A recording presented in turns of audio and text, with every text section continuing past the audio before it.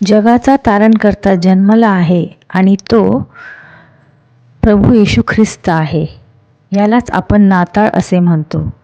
नाताळ हा सण साजरा करताना सर्व ख्रिस्ती बांधव डोनट हे आपापल्या घरी तयार करत असतात. तर आज आपण बघणार आहोत डोनट ही रेसिपी. तर त्यासाठी आपल्याला लागणार आहे 1 किलो मैदा, अर्धा किलो आपण इथे साखर घेतलेली आहे वाटून, 1 वाटी आपण इथे रवा घेतलेला आहे, 1 वाटी साजूक तूप आपण घ्यायचं आहे.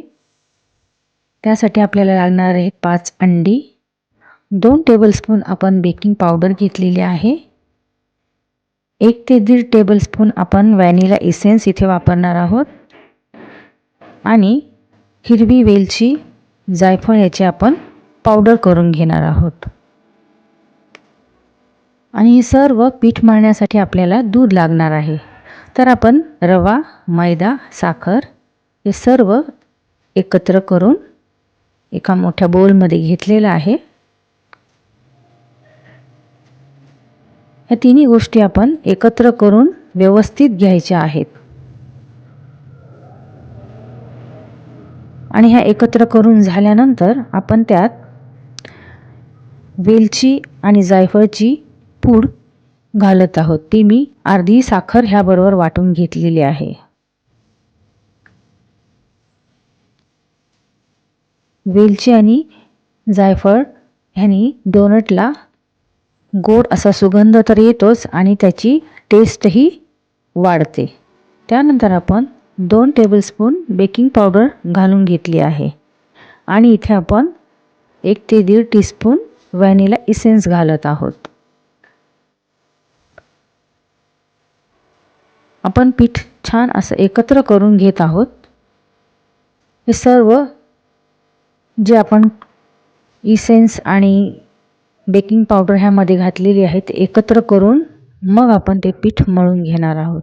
आणि पीठ मळण्या अगोदर जे तूप आपण घेतलं होतं ते आपण छान कडकडीत गरम करून तुपाचं मोहन या पिठामध्ये घातलं आहे. तूप सर्व पिठाला एकत्रितपणे लावून घ्यायचं आहे. आणि त्यानंतर आपण अंडे फेटून घेतली आणि ती देखील ह्यात घालत आहोत.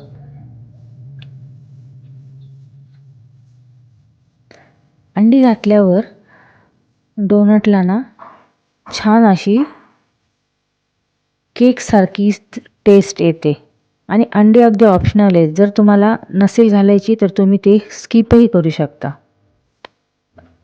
आणि हे सर्व एकजीव करून घेताना आपल्याला लागणार आहे दूध, कारण दुधातच आपण हे सर्व पीठ मळून घेणार आहोत.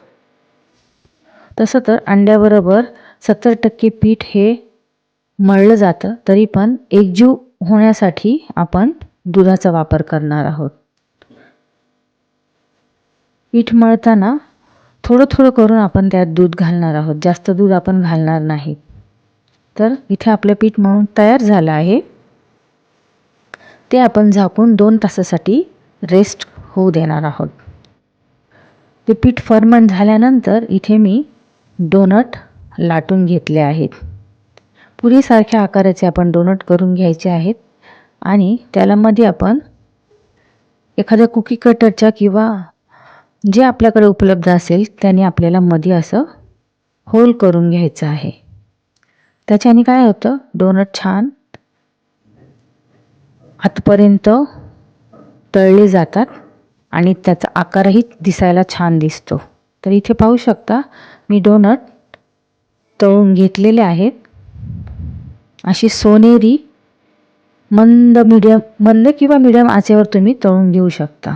तर आपले डोनट इथे तयार झालेले आहेत. तुम्ही बघू शकता खुसखुशीत डिलिशियस डोनट तयार आहेत. थँक्यू.